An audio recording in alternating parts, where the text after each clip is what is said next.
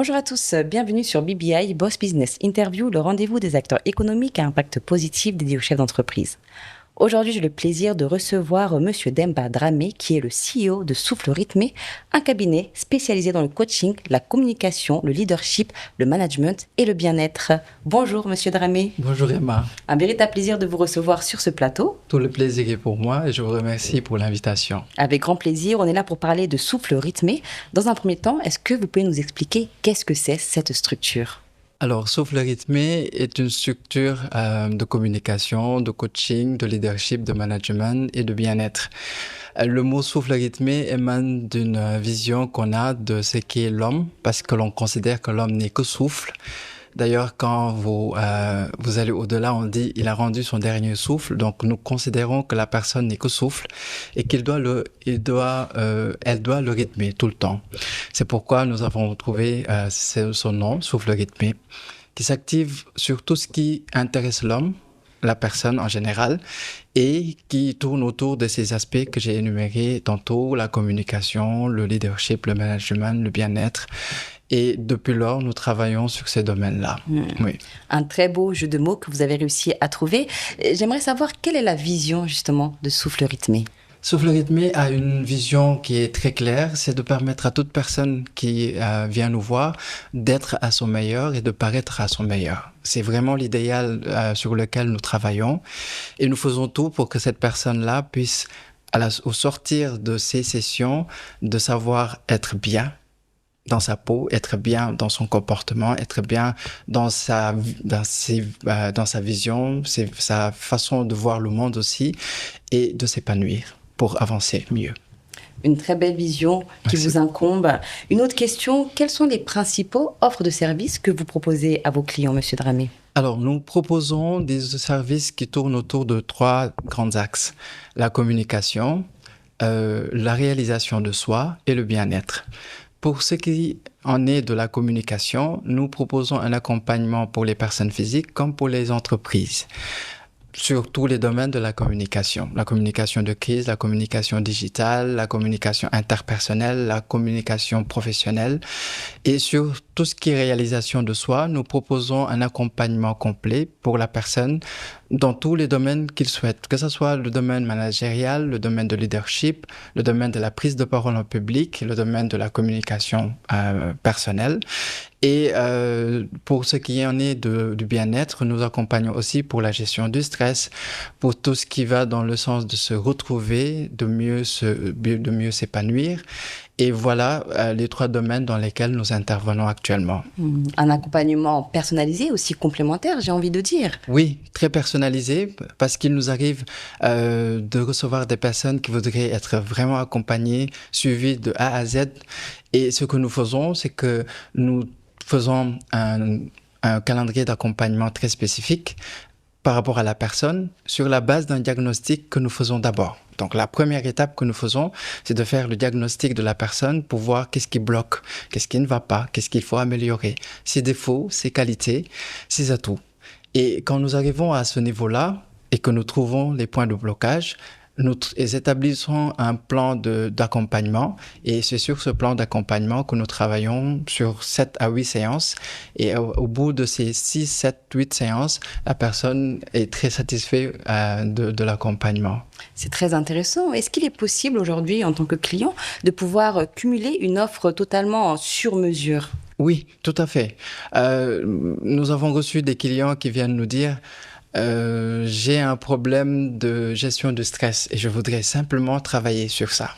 Donc, nous ne faisons que travailler sur la gestion du stress, mais nous savons que la gestion du stress a des corollaires. Donc, à chaque fois que nous travaillons sur la gestion du stress, nous augmentons aussi d'autres services au bénéfice du client, bien sûr, pour lui permettre au moins de sauter le pas de la gestion du stress et d'aller vraiment dans la réalisation de sa personne. Et c'est ça qui fait notre charme. Nous savons que la personne peut venir dire « j'ai besoin que l'on travaille sur ma gestion du stress », mais au fond, nous savons aussi qu'il a peut-être des soucis autres que la gestion du stress et il nous arrive de lui dire « ce n'est pas réellement votre problème c'est autre ». vous ne parvenez peut-être pas à savoir bien gérer votre temps. C'est peut-être ça votre problème. Et pourquoi pas vous aider sur la gestion du temps. Voilà. Une étude approfondie et aussi des compétences, des appétences aussi de vos clients. Tout à fait, tout à fait. Parfois, le client aussi a besoin qu'on l'on booste sa capacité de confiance en lui-même. Et nous travaillons énormément à trouver qu'est-ce qui fait vraiment sa particularité. Parce que nous le pensons comme le disait Scott Peck, Oscar Wilde plutôt, soyez vous-même, les autres sont déjà pris. Donc, trouvez la particularité de la personne qui fait quelle est cette personne-là. Et quand nous trouvons ça, nous accompagnons et souvent, ça réussit. En parlant de confiance en soi, c'est vrai que vous accordez une importance particulière à la réalisation de soi. Pourquoi, Monsieur Dramé? Parce que comme nous appelons souffle rythmé, nous pensons que la personne, pour être épanouie, doit se réaliser. D'autres personnes appellent ça développement personnel, mais nous croyons qu'il faut aller au-delà du développement et vraiment se retrouver. Parce que nous avons tous une voie tracée sur laquelle nous cheminons et nous avons comme objectif d'être le meilleur de nous-mêmes, de l'être et de le paraître. Donc la réalisation de cet objectif d'être meilleur, de devenir meilleur, de paraître meilleur, c'est ça qu'on appelle la réalisation de soi. Et nous avons des étapes, nous travaillons sur des étapes pour arriver à ce niveau-là. D'abord se connaître, s'accepter, s'améliorer et enfin donner le meilleur de soi-même pour être celui qu'on veut être ou celui qu'on doit être. Parfois, il y a une différence pour vous? Oui, il y a souvent une nuance entre celui qu'on veut être et celui qu'on doit être. Et souvent, les gens veulent être une personne ou une personnalité, mais ils se retrouvent après avoir fait nos séances à se rendre compte qu'ils peuvent être meilleurs que cela. Et enfin, accepte cette situation-là. Et voilà. Une très belle philosophie. C'est vrai qu'aujourd'hui, vous avez un parcours dans l'art oratoire avec plusieurs distinctions et expériences à l'international et au niveau national. J'aimerais savoir en quoi ces expériences aujourd'hui influencent-elles votre manière d'apprendre et de coacher justement vos clients? J'ai appris sur le tas, avec la pratique. L'art oratoire, tout ce qui est la communication. Et qui dit communication dit forcément interaction avec d'autres personnes, donc forcément confiance en soi, donc réalisation de soi en même temps, digestion du stress, parce que c'est des instants où c'est très stressant parfois. J'ai eu la chance de faire beaucoup de concours. J'ai été lauréat du concours international qui a été organisé par le barreau de Paris à Dakar en 2014. J'ai été aussi meilleur plaideur de la finale du concours international de génie en herbe qui a été organisé au Niger en 2016. Des compétitions comme ça, il y a beaucoup de stress derrière. Beaucoup de travail aussi, beaucoup de méthodologie, beaucoup d'attentes. Ce qui fait que, avec ce travail pratique, je suis arrivé à avoir une maîtrise quasi parfaite. Je ne peux pas avoir une maîtrise parfaite, mais une maîtrise quasi parfaite de la communication, de l'art oratoire. J'ai parcouru l'ensemble des étapes qu'un orateur doit parcourir pour arriver à ce niveau-là, sachant que c'est d'abord ma passion. Et enfin, pour vraiment marquer le coup, je suis allé apprendre aussi la théorie pour accompagner en faisant du PCM, du Process comme modèle communication, de la PNL, programme neurolinguistique, et de l'analyse transactionnelle. C'est des outils qui permettent quand même de mieux se comprendre pour mieux bien être un orateur. C'est vrai qu'on parlait du stress et c'est bien sûr un élément déclencheur et aussi un élément présent quand il s'agit de prendre la parole en public. Est-ce que vous auriez un conseil à faire passer pour mieux gérer ce stress-là, justement? Lâcher prise. Au Sénégal, à Dakar, surtout à Dakar, avec la pression qu'il y a. Vous imaginez une journée typique de Dakar où vous vous levez le matin avec les embouteillages, le vacarme, le stress au travail, etc. Avec cette pression-là, les gens ne lâchent pas prise. Dans la structuration du temps qu'enseigne l'analyse transactionnelle, il y a 5 étapes. Il y a d'abord ce qu'on appelle le retrait. Quand vous vous levez le matin, votre tête vous donne une organisation de votre journée. C'est ce qu'on appelle le retrait. Après le retrait vient les rituels. viennent les rituels. Les rituels, c'est ce que vous faites. Vous allez, vous lavez le visage, vous faites un bonjour, vous prenez un petit déjeuner. Après les rituels viennent ce qu'on appelle les passe-temps.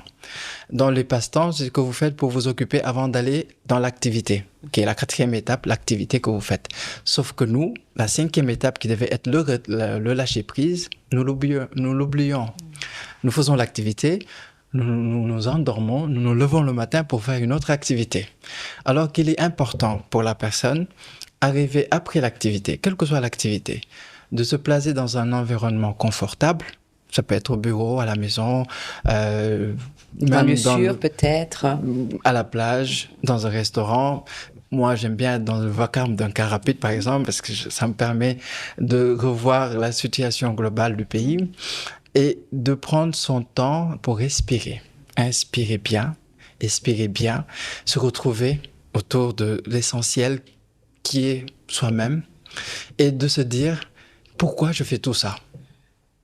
La finalité de cette question-là, c'est de pouvoir trouver un sens à son activité du quotidien.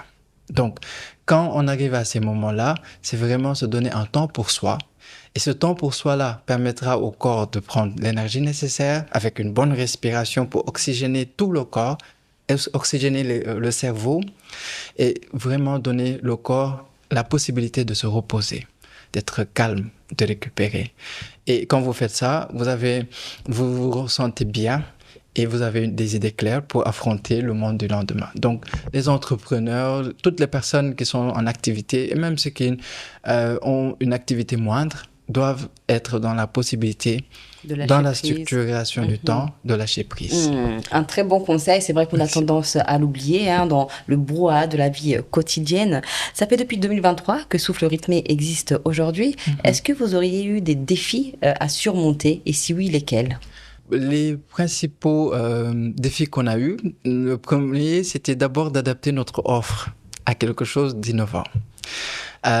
Et nous sommes arrivés à nous rendre compte qu'il fallait puiser dans nos origines, chacun. Je suis sérère, donc de tradition sérère. D'autres sont de tradition Peul, d'autres de tradition Diola, d'autres de tradition Wolof. Et nous sommes allés puiser dans cette tradition-là pour adapter une offre de communication, d'accompagnement, de leadership à la version africaine que nous avons.